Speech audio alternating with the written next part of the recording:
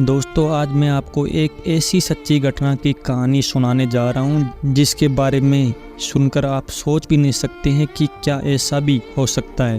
क्योंकि कुमारी इंदु नाम की केरल की एक लड़की की शादी थी, लेकिन दोस्तों शादी से कुछ समय पहले ये लड़की गायब हो जाती है और इसके बाद इस लड़की के साथ में इतना भयानक कांड हो जाता है जिसके बारे में जानकर आपकी भी रूह कांप जाएंगी। इसलिए इस वीडियो को लास्ट तक जरूर देखिए। दोस्तों अगर आप चैनल पर पहली बार आए हो तो इस चैनल को सब्सक्राइब कर लीजिए। दोस्तों इस कहानी की शुरुआत होती है केरल के त्रिवेंद्रपुर से, जहां 2012 में 25 साल की एक लड़की रिसर्च स्कॉलर पढ़ने के लिए आई है जिसका नाम था कुमारी इंदु, जो दिखने में बेहद खूबसूरत होने के साथ साथ पढ़ाई में भी बेहद होशियार थी। अब इंदु इस कॉलेज में पढ़ने के लिए आ जाती है, लेकिन वो इस कॉलेज में मिनी स्टूडेंट थी, तो कॉलेज में उसके ज़्यादा दोस्त नहीं थे। वह इस इंस्टीट्यूट में अपनी क्लास लेती है और अपनी पढ़ाई में मस्त रहती है। अभी इसी दौरान कुमारी इंदु की मुलाकात इसी इंस्टीट्यूट में सेम पद पर पढ़ रहे लड़के जिसका नाम सुभाष था, जो कि उम्र में इंदु से थोड़ा बड़ा था। अब दोनों की मुलाकात होती है तो सुभाष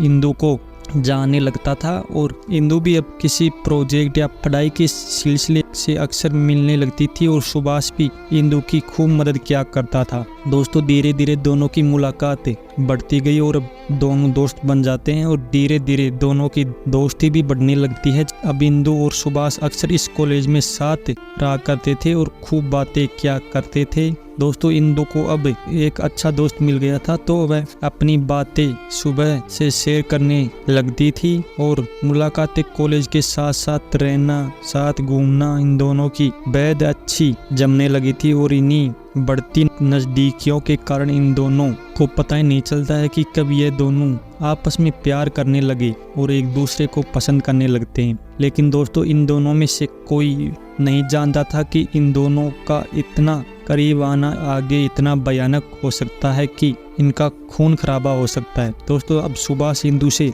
इतना प्यार करने लगा था कि वह इंदु को खोना नहीं चाहता था। और एक दिन सुभाष और इंदु जब साथ में थे तो सुभाष इंदु को शादी के लिए प्रपोज कर देता है और सुभाष इंदु से कहता है कि वह इस इंदु से शादी करना चाहता है। तो दोस्तों क्योंकि अब इंदु विश्वास से प्यार करती थी तो इंदु भी अब सुभाष के इस प्रस्ताव को नहीं ठुकराती है। तो उस वक्त इंदु सुभाष को शादी के लिए हाँ भर देती है और शायद इसी हाँ ने इस पूरी कहानी को इतना भयानक मोड़ दिया था कि दरअसल इंदु की शादी की हाँ के बाद सुभाष बेहद खुश होता है और इसकी खुशी के चलते एक दिन 24 अप्रैल 2012 को सुभाष त्रिवेंद्रपुर से कोझिकोड के लिए अपनी और इंदु की 2 ट्रेन की टिकट बुक करवा देता है। और दोस्तों सुभाष ने त्रिवेंद्रपुर से कोझिकोड के लिए इसलिए टिकट बुक करवाई थी क्योंकि वह कोझिकोड पहुंचकर इंदु के साथ शादी करना चाहता था और इसके लिए सुभाष ने पूरी तैयारी कर रखी थी और शादी के लिए बुकिंग करवा रखी थी। लेकिन दोस्तों इंदु को इस बात की भनक तक नहीं थी कि सुभाष ने इतना सब कुछ सोच रखा है, क्योंकि सुभाष ने यह बात इंदु से सीक्रेट रख रखी थी और वो इंदु को शादी का सरप्राइज देना चाहता था। और दोस्तों इसके अलावा सुभाष ने कोझिकोड से सिक्किम की भी टिकट बुक करवा रखी थी ताकि वह दोनों कोझिकोड शादी करके वहीं से सिक्किम अपने हनीमून के लिए निकल जाए। लेकिन उसने यह बात इंदु से छिपा कर रखी थी और वह इंदु से बस इतना कहता था कि तुम और मैं घूमने के लिए कोझिकोड जा रहे हैं। और इंदु पहले भी बहुत बार कर चुकी थी तो इंदु इस जर्नी के लिए तैयार हो जाती है। लेकिन दोस्तों तभी कुछ ऐसा होता है जिसकी सुभाष ने कभी कल्पना नहीं की होगी। दरअसल 24 अप्रैल 2012 को इसी दिन सुभाष ने टिकट बुक करवाई थी। इसी दिन शाम को सुभाष के घर पहुंचते हैं इंदु के मम्मी पापा, जो सुभाष को अच्छे से जानते थे कि सुभाष इंदु का बेस्ट फ्रेंड है। जब दोस्तों सुभाष को अचानक थोड़ा सा अजीब लगा, लेकिन फिर भी सुभाष ने उनका अच्छे से वेलकम किया और उनकी अच्छी खातिरदारी की। अब इसके बाद उनमें आपस में बातचीत होने लगती है और दोस्तों बातचीत करने के दौरान इंदु के पापा सुभाष के घर आने का कारण बताते हुए कहते हैं कि उन्होंने इंदु की शादी रख दी है और शादी में उसका बेस्ट फ्रेंड नहीं आए, ऐसे कैसे हो सकता है। और इतना कहकर उन्होंने सुभाष के हाथ में इंदु की शादी का कार्ड थमा दिया। और दोस्तों ये देखते ही सुभाष के पैरों के नीचे जमीन खिसक जाती है। वह समझ जाता है कि आखिर ऐसे कैसे हो सकता है। और इंदु के पिता आगे जो बात कहते हैं वो सुभाष के लिए और भी चौंकाने वाली थी। इंदु के पिता आगे कहते हैं कि शादी इंदु की मर्जी से ही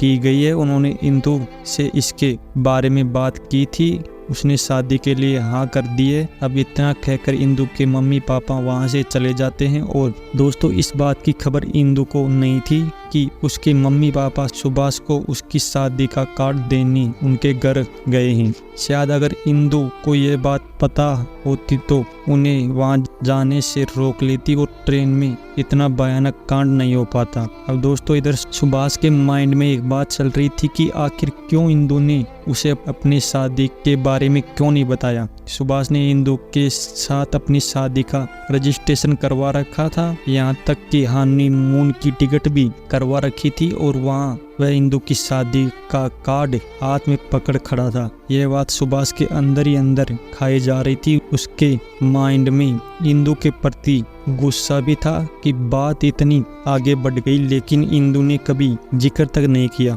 लेकिन अब सुबह सोचता है कि इंदु के घरवाले कास्ट में ज़्यादा विश्वास रखते हैं, तो शायद इंदु ने घर वालों के दबाव में आकर इस शादी के लिए हाँ किया होगा। और उसके दिमाग में अभी यह भी था कि उसे एक बार फिर से इंदु से इस बारे में बात करनी चाहिए। और सुभाष ने इस ट्रिप को कैंसिल कर देता है। और अगले दिन यानी 25 अप्रैल 2012 को इंदु और सुभाष त्रिपुरम रेलवे स्टेशन पर मिलते हैं और वहां से कोझिकोड के लिए ट्रेन पकड़ते हैं। अब दोनों ट्रेन में बैठ जाते हैं और ट्रेन तिरुपुरम से रवाना हो जाती है। और ट्रेन के चलते ही दोनों आपस में बात शुरू करते हैं। और सुभाष अब अपनी सामने की सीट पर बैठी हुई इंदु को 24 अप्रैल के शाम की इस घटना के बारे में बताता है कि शाम को तुम्हारी मम्मी पापा तुम्हारी शादी का कार्ड लेकर मेरे घर आए थे। और दोस्तों सुभाष के मुंह से ये बात सुनते ही इंदु के चेहरे की चमक उड़ जाती है कि आखिर यह क्या हो गया।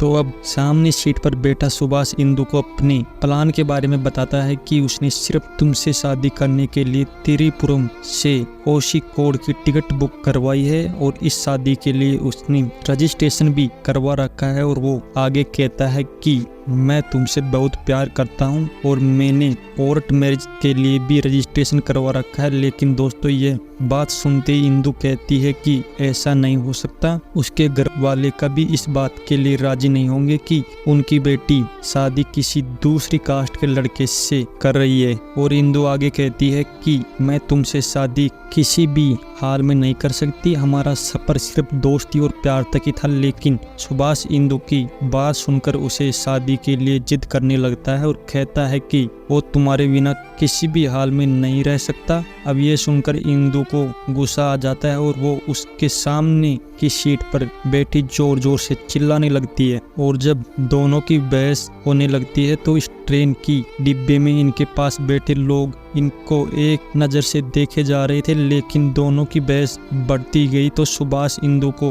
रोकते हुए कहते हैं कि सभी उनकी बातें सुन रहे हैं, तो उन्होंने साइड में जाकर आराम से बात करनी चाहिए। तो तब इंदु और सुभाष अपनी सीट से खड़े होकर गैलरी में चले जाते हैं, उस डब्बे के गेट के पास जाकर खड़े हो जाते हैं और बात करने लगते हैं। और दोस्तों उस वक्त लगभग रात के 2 बज रहे थे और उस डब्बे के पास इन दोनों के अलावा और कोई भी नहीं था। और इंदु उस वक्त गेट के बिल्कुल पास खड़ी थी और सुभाष जस्ट उसके सामने खड़ा था। तब सुभाष आखिरी बार इंदु से पूछता है कि क्या वह उससे शादी करेगी या नहीं। और इंदु मना करती हुई कहती है कि वो अपने घर वालों के खिलाफ नहीं जा सकती, उसने खुद भी इस शादी के लिए हाँ भरी है और उस लड़के से शादी करेगी जिसको उसके मम्मी पापा पसंद करेंगे। दोस्तों इंदु की ये बात सुभाष को खटक जाती है और इस बात के लिए सुभाष को इतना गुस्सा आता है कि रात के 2 बजे जब ट्रेन नदी के पुल से गुजर रही होती है तो सुभाष इंदु को ट्रेन से धक्का दे देता है। और जैसे ही इंदु ट्रेन से नीचे गिरती है तो उसका सर सीधे उस पूल के पाइप से टकराता है और इंदु सीधे पाइप में टकरा कर नीचे पानी में गिर जाती है। दोस्तों पल भर में सुभाष ने इतना बड़ा कांड कर दिया था कि अब सुभाष सुन्न हो जाता है और वह 12 किलोमीटर आगे आने वाले स्टेशन पर उतर जाता है और वापस अपने घर चला जाता है। और इधर जब इंदु के पापा सुबह इंदु को कॉल करते हैं तो उसका फोन स्विच ऑफ होता है। उन्हें इस बात का पता नहीं था कि कल रात इंदु सुभाष के साथ थी।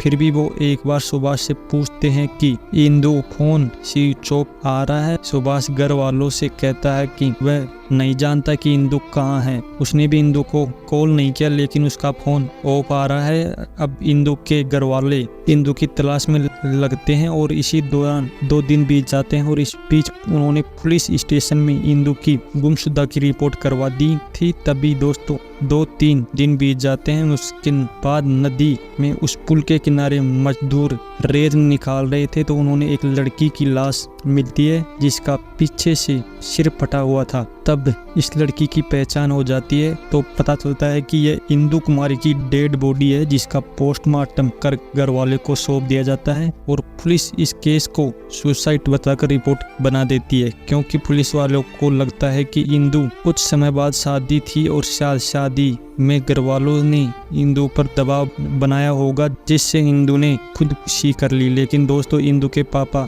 ये कभी भी मानने को तैयार नहीं थे कि इंदु ने सुसाइड किया है क्योंकि यह शादी इंदु की मर्जी से हो रही थी। तो इंदु के पापा एक बार फिर उस जगह पर जाते हैं जहां इंदु की डेड बॉडी मिली थी। और दोस्तों जैसे ही इंदु के पापा उस जगह पर पहुंचते हैं तो उन्हें वहां से एक बहुत ही बड़ी बात पता चलती है कि वहाँ काम करने वाले मजदूर इंदु के पापा से पूछते हैं कि उसने उस रात क्या देखा था। तो मजदूर बताते हैं कि वो उस रात यहीं पर सो रहा था लेकिन जैसे ही ट्रेन आई तो उसकी नींद खुल जाती है और वो सामने देखता है कि ट्रेन से कोई चीज गिर रही है जो सीधे पुल से टकराती है और नदी में आकर गिर जाती है। और उस चीज के पीछे ट्रेन के गेट के पास एक व्यक्ति खड़ा हुआ दिखाई दिया। और दोस्तों उस मजदूर की ये बातें सुनते ही इंदु के पापा इस बयान को लेकर हाई कोर्ट पहुंच जाते हैं और उन्होंने इस केस को क्राइम ब्रांच को सौंप दिया जाता है। दोस्तों जब उन्होंने पोस्टमार्टम की रिपोर्ट की बारीकी से जांच की तो पता चलता है कि इंदु के सर में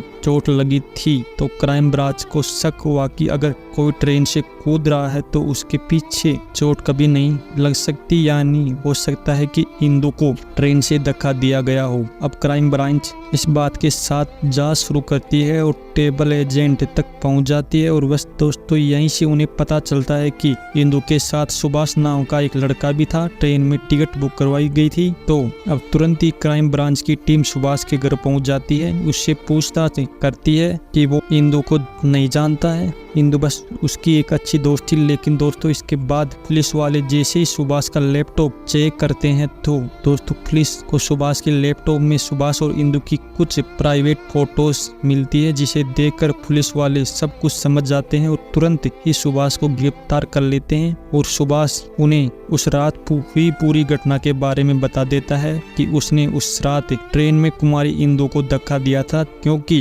कुमारी इंदु से शादी नहीं करना चाहती थी लेकिन वह उससे प्यार करता था, उससे शादी करना चाहता था। लेकिन सुभाष की जिद ने मम्मी पापा की एक प्यारी सी बच्ची को उनसे छीन लिया जो और अपने मम्मी पापा के सपना पूरा करने यहाँ पढ़ने आई थी। लेकिन वापस उस क्लास ही पहुँचती है और वो उसकी शादी के मैच कुछ दिन पहले दोस्तों इस लड़की के साथ गलत करने वाला यानी सुभाष जेल की सलाखों के पीछे अपनी जिंदगी काट रहा है। दोस्तों ये थी आज की हमारी सच्ची वारदात जिसे आपने सीखने की कोशिश जरूर किया, कैसे अपने बच्चों और खुद को ऐसे हालात आने से पहले ही सतर्क कर लेना चाहिए। मिलते हैं एक और नई कहानी के साथ। धन्यवाद।